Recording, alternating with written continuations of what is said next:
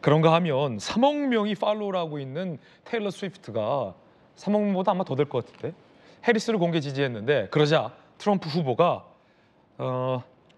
테일러 스위프트에게 경고했습니다. 시장에서 대가를 칠 것이다. 해리스를 지지하자 테일러 스위프트에게 경고를 했어요. 대부분의 미국인들은 억만장자 유명인의 영향을 받지 않을 것이다. 제이디 벤스도 이렇게 불쾌감을 표현했습니다. 2018년 10월 과거에도 트럼프 후보가 스위프트를 25%덜 좋아하기도 했다. 이런 발언을 한 바 있었습니다. 이번엔 아예 시장에서 대가 치를 것이다. 경고까지 했는데 그때 그 발언도 들어보시죠. Marsha Blackburn is doing a very good job in Tennessee. She's leading now substantially, which she should. She's a tremendous woman. I'm sure Taylor Swift has nothing or doesn't know anything about her. And let's say that I like Taylor's music about 25%. 딱 25%만 덜 좋아하게 됐다라고 했는데 지금은 아예 정이 다 떨어졌을 것 같다는 생각도 듭니다. 이 한 굉장한 인플루언서이자 유명인이자 연예인이 다른 후보를 지지했다고 해서 그 연예인에게 경고하는 모습도 우리나라 정치와는 좀 사뭇 다릅니다. 굉장히 자유분방합니다. 그런가 하면 트럼프 후보를 공개적으로 지지하고 나선 일론 머스크, 테일러 스위프트 못지않게 사실 일론 머스크의 영향력도 엄청나거든요. 일론 머스크가 테일러 스위프트에게 부적절한 발언을 해서 논란이 일고 있습니다. 미국 대선 뭐 살벌합니다. 좋아 테일러, 네가 이겼어. 내가 너에게 아이를 줄게. 그리고 내 목숨을 바쳐 네 고향을 지킬게. 뭔 소리입니까 이게. 내가 너에게 아이를 줄게. 그리고 내 목숨을 바쳐 내 고향을 지켜줄게. 이건 뒤에 말은 이제 풍자고 비판 조롱인 것 같고요. 논란이 되는 부분은 내가 너에게 아이를 줄게 이 부분인데 일종의 어떤 성희롱성 발언으로 미국에서도 풀이됩니다. 김무식 교수님. 네. 하여튼 자유분방한 미국. 두 영향력 있는 인사들이에요. 테일러 스위프트와 일론 그렇죠. 머스크. 각각 공개 지지한 후보는 다른 상황에서 둘이 이제 뭐 식경전을 벌이는 듯한 건데 일론 머스크 이 발언은 뭡니까? I will give you a child.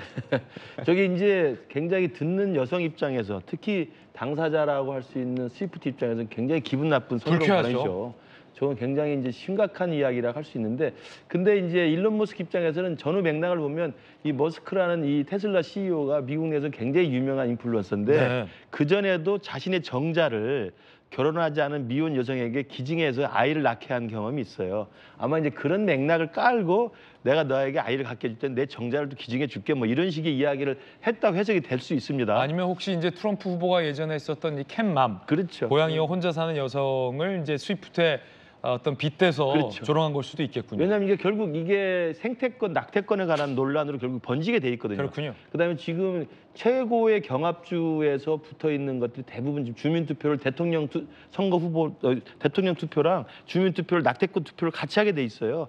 그러니까 미국에서 대통령 선거를 지금 좌우하게 돼 있는 이른바 이제 스윙 보터주가 있거든요. 그 스윙 보터주에서 낙태권에 관한 관심이 가장 높기 때문에 당연히 이 스위프트 입장에서는 생태권, 낙태권에 대한 여성의 권리를 주장하고 있는 것이고, 그다음에 보수 공화당 쪽에서나 트럼프 쪽에서는 아이를 낳지 않는 이 캣네에 대해서 굉장히 비난하고 있는 거거든요. 그렇죠. 그런 과정에 지금 이 두 영향력 있는 인사가 지금 맞붙은 셈이 됐는데, 자, 누구 힘이 더 셀지. 저는 이게 아까 우리 조기현 변호사 말씀하신 것처럼 실제 투표장에 가서는 어떻게 선택할지는 아무도 모릅니다. 네. 왜냐하면 우리가 여론조사를 받았을 때 이민자들에 대해서 뭐 폐쇄를 해서 그 방호벽을 쌓아야 됩니까라고 물어보면 모범 답안을 이야기할 때는 쌓지 말아야 된다고 이야기하지만 투표장에 가서 혼자 있을 때는 또 이게 반대하는 사람도 찍거든요. 예. 그런 게 사실 투표장에 가는 유권자의 이중심리이기 때문에 아마도 트럼프 후보 측에서는 이게 오히려 편가르기가 도움이 된다고 생각해서 할 거예요. 저는 머스크도 그런 맥락이라고 봅니다. 아이를 낳아야 될 거 아니야. 내가 정자 기증해 줄게. 내가 뭐가 잘못했어. 이런 식의 발언을 통해서 편을 확실히 가르는 거거든요. 그러나 제가 볼 때 저 정도 영향 있는 사람이 저렇게 공개적인 발언을 하는 것은 제가 볼 때는 대선의 판을 더욱더 혼란스럽게 하는 거라고 생각해요. 네. 그 논쟁은 정치인들이 알아서 하면 되는 것이고 저 과정에서 머스크까지 나서서 저렇게 모욕적인 발언을 할 필요가 뭐가 있겠습니까?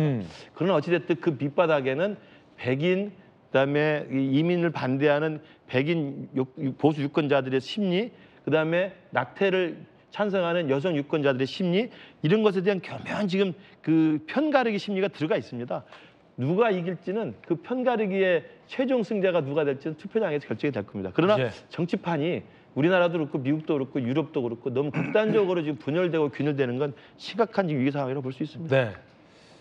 테일러 스위프트의 이제 마지막 그 공개 지지, 해리스 공개 지지 마지막에 Childly Scat Lady 테일러 스위프트라는 그 말을 이제 일론 머스크가 비꼬은 거죠. I will give you a child and I will protect your cat.